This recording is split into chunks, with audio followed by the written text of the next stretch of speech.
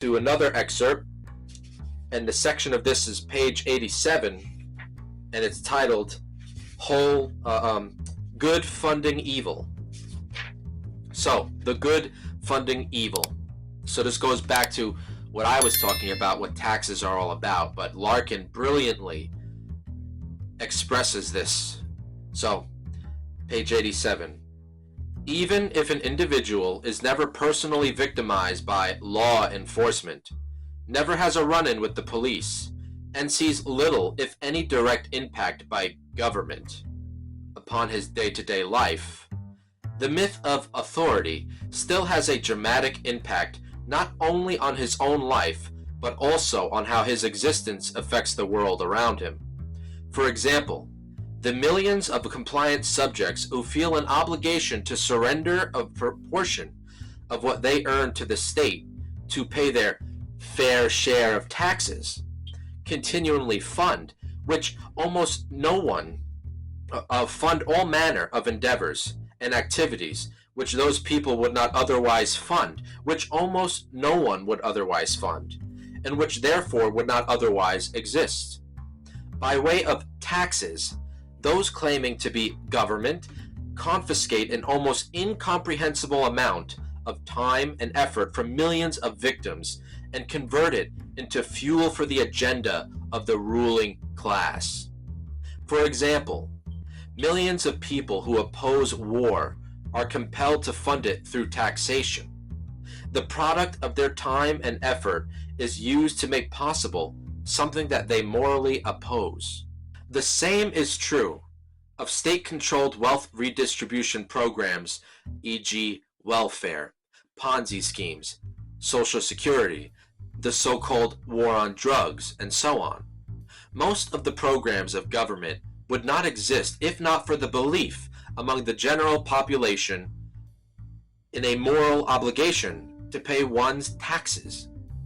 Even if government programs purported to have noble goals, such as protecting the public and helping the poor, become bloated, inefficient, and corrupt monstrosities, which almost no one would willingly support if there was no law requiring them to do so.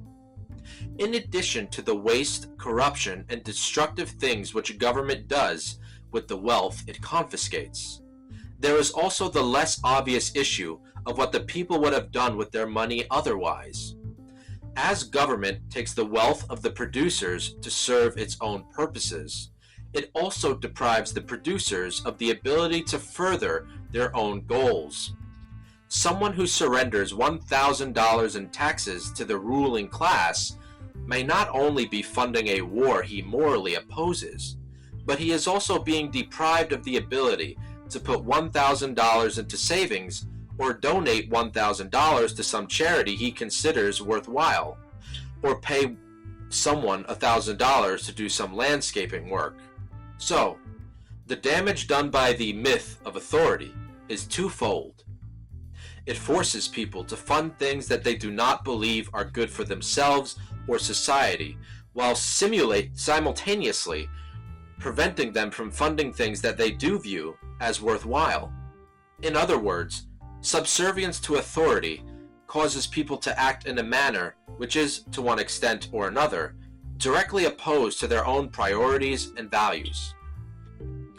Even the people who imagine that their tax dollars are doing good by building roads, helping the poor, paying for police, and so on, would almost certainly not fund government version of these services, at least not to the same degree, if they did not feel compelled to do so. Any private charity that had the inefficiency, corruption, and record of abuse that AFDC, HUD, Medicare, and other government programs have, would quickly lose all of its donors. Any private company as expensive, corrupt, and inefficient as government infrastructure programs would lose all of its customers. Any private protection service which was so often caught abusing, assaulting, and even killing unarmed innocent people would have no customers. Any private company that claimed to be providing defense but told its customers it needed $1 billion every week to wage a prolonged war on the other side of the world would have few, if any, contributors, including among those who now verbally support such military operations. The feeling of obligation to pay taxes seems to be little hampered by the fact that government is notoriously wasteful and inefficient. While millions of taxpayers struggle to make ends meet while paying their fair share of taxes, politicians waste millions on laughably silly projects, everything from studying cow farts to building bridges to nowhere, to paying farmers not to grow certain crops, and so on ad infinitum.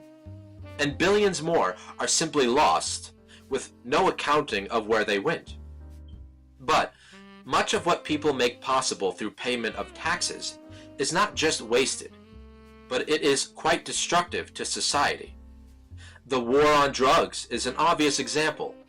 How many people would voluntarily donate to a private organization which had the stated goal of dragging millions of non-violent individuals away from their friends and families to be put into cages?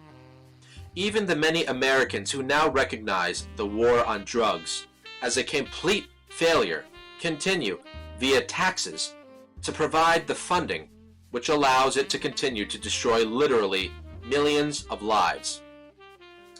Even the most vocal critics of the various abuses being perpetrated by the ever-growing police state are often among those making that abuse possible by providing the funding for it.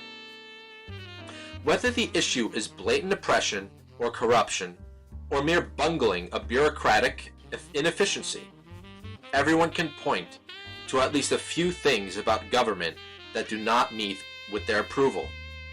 And yet, having been trained to obey authority, he will continue to feel obligated to provide the funding which enables the same bungling, corrupt, oppressive government activities that he criticizes and opposes. Rarely does anyone notice the obvious inherent contradiction in someone feeling obligated to fund things that he thinks are bad. Of course, people who work for non-authoritarian organizations can also be inefficient or corrupt, but when what they are doing comes to light, their customers can simply stop funding them. That is the natural correction mechanism in human interaction, but it is completely defeated by the belief in authority. How many people are there who are not currently being forced to fund some government program or activity that they morally oppose? Very few, if any. So why do those people keep funding things which they feel are so destructive to society?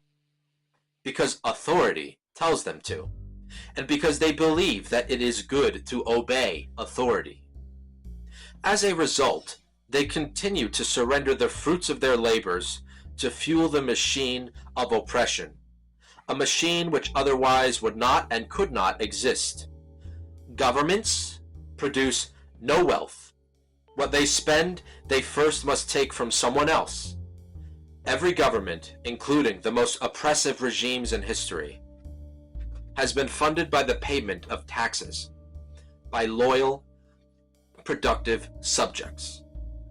Thanks to the belief in authority, the wealth created by billions of people will continue to be used not to serve the values and priorities of the people who worked to produce it, but to serve the agendas of those who, above all else, desire dominion over their fellow man. The Third Reich was made possible by millions of German taxpayers who felt an obligation to pay up. The Soviet Empire was made possible by millions of people who felt an obligation to give to the state whatever it demanded. Every invading army, every conquering empire has been constructed out of wealth that was taken from productive people. The destroyers have always been funded by the creators. The thieves have always been funded by the producers through the belief in authority. The agendas of the evil have always been funded by the efforts of the good, and this will continue unless and until the most dangerous superstition is dismantled. When the producers no longer feel a moral obligation to fund the parasites and usurpers, the destroyers and controllers tyranny will wither away, having been starved out of existence. Until then, good people will continue to supply the resources which the bad people need in order to carry out their destructive schemes. So that was a good one.